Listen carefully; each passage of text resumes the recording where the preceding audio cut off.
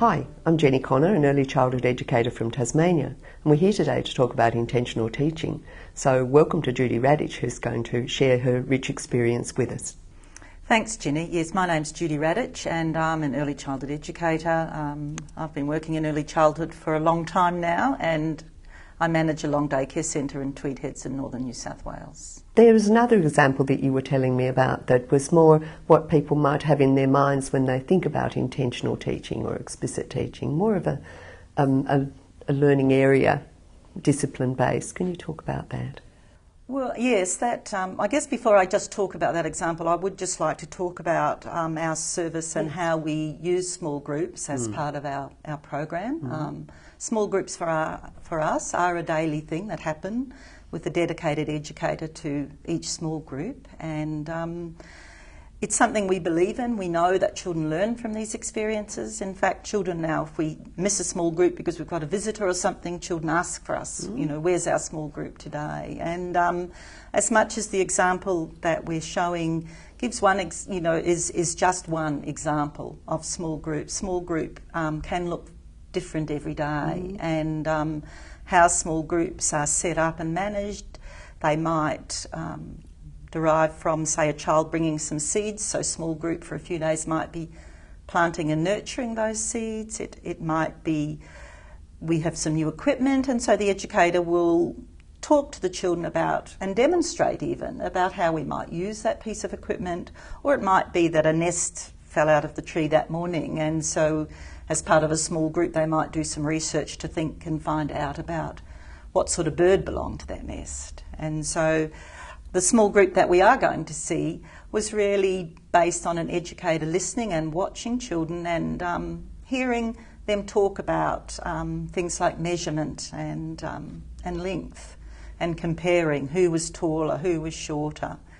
And for this educator, I guess she knew that there was some maths and numeracy things that we have an obligation to talk about with children, and so she was really building on their interest.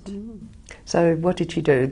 And educators plan for the small group time, so she'd been watching and listening, and she knew what children were ready to learn and interested in. Well, yes, she wanted to build on what they were doing and what they were talking about. These are children that were going to be going to school in the next 3 or 4 months, so they were ready for some perhaps different experiences than perhaps what our toddlers would be ready for, or our younger 3-year-olds. She made a professional judgment, I guess, to use a material that children were really familiar with. So she used Play-Doh, which is a very familiar material for children, but it still has lots of possibilities. And she decided to just use that simple material of Play-Doh and give children a piece of Play-Doh and give them opportunities to roll that Play-Doh, and then using the language and the concepts of measuring. And so that's what they did.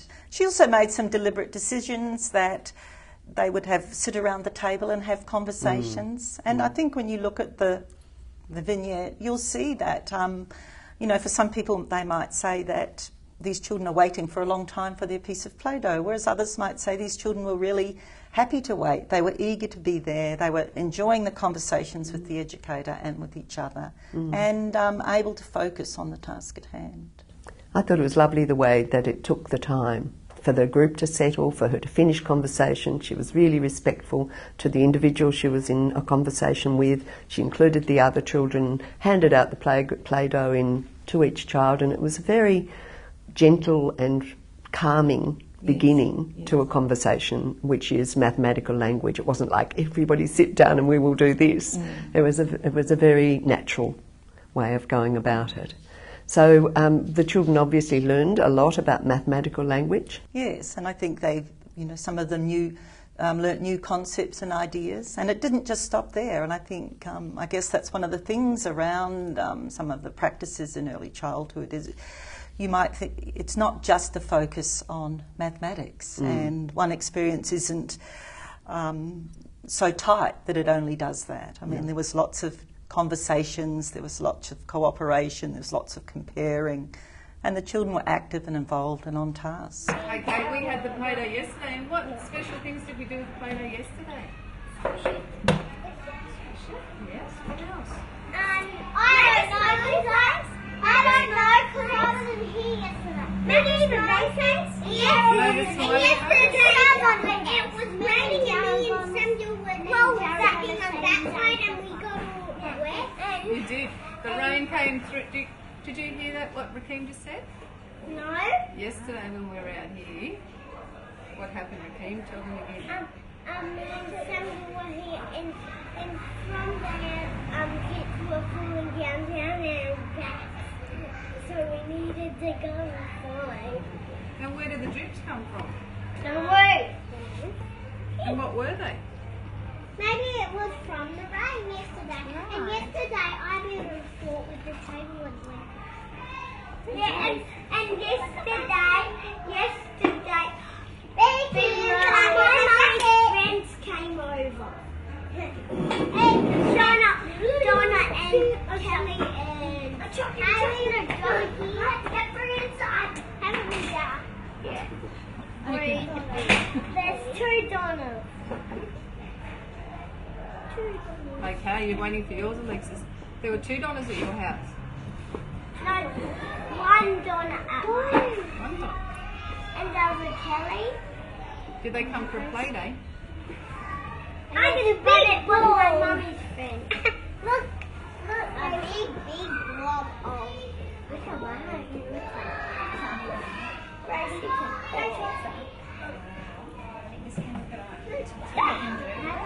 Well, mine to maybe Kim.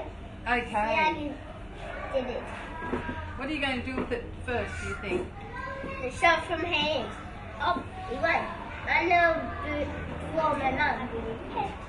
Okay, let's do some rolling. I'm Can you roll your Play-Doh? I wanted my mum to your big size. Nathaniel's rolling his on the table. What shape is Nathaniel making like that? Sausage. I've already got mine into a ball. Mine is a fat You've made yours sausage. into a ball, Emma. Mine is a fat sausage. Fat sausage. Mine is a fat sausage. No one. My sausage. Oh, tell me about your sausage. It's a banana. It's a banana. My fit. I'm going to keep on until it gets soggy. Mama's going to have a pancake. You're making a pan. Can I just take this off the table? I'm going to punch mine. Punch it. I was going to have a ball. What happens when you punch them?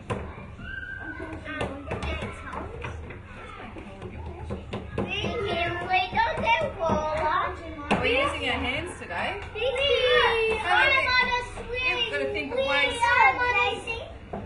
know how to make it. Yours is, you've made yours into a swing, Gracie. I'm going to make mine into a ball. What have you made yours into? Look how long mine is getting. Oh my God. Let's have a look and see if Jara's is longer or shorter than Alexis's. Do you think it's longer or shorter? Longer. Would you like, let's put them together and see.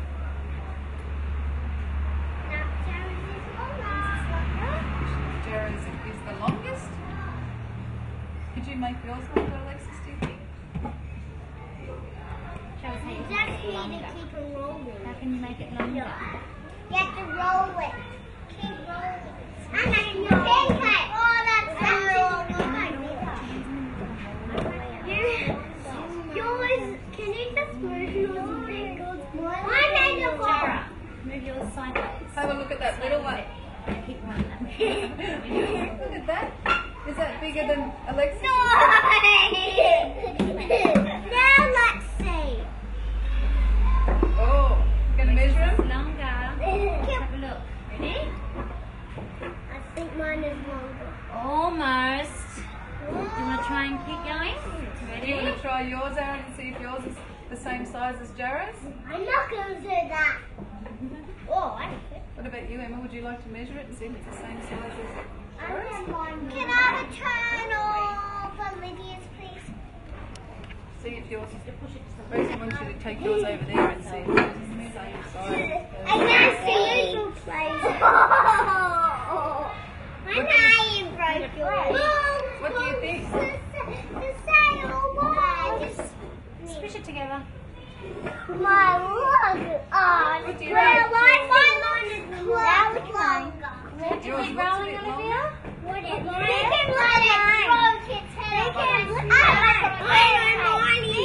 at mine. Oh! Do you think it's longer than Jara's now? Or do you think it's shorter?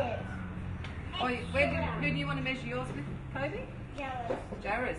Okay, Jara, can you push yours into the middle a little bit? How about Your little tail broke off as well. Can you reach in there, Kobe? Jared's is longer. What's the difference between these two? One's fat and one's long. Look, I made a skinny. Good girl. I made a bowling. So overall, talking about intentional teaching and having intentions, we've been talking about all kinds of different experiences that can be intentional, and it can happen at different times of the day. So I guess everyone has their own approach to being intentional. Yes, I think they do, and I think it's up to educators to talk about those things about themselves and think what it means for them. And I think, for me, one of the lovely things about thinking hard around intentional teaching, it's just that we don't just do things because we've always done them. And I think sometimes we perhaps have done things. We've always put paint and Play-Doh out in early childhood services, but sometimes I think we haven't gone back and thought, well, why are we still doing that? And it might be that we have very good reasons for doing that. So I think the term intentional teaching does give us a whole lot of things to think about. It's everything that we do. It does make us stop and think. It's not just about children's experiences. It's about the way we set up, and it is underpinned by what we believe in, how we view children, and I think that's really significant, how we think children should have childhoods in care, and it's all of those things.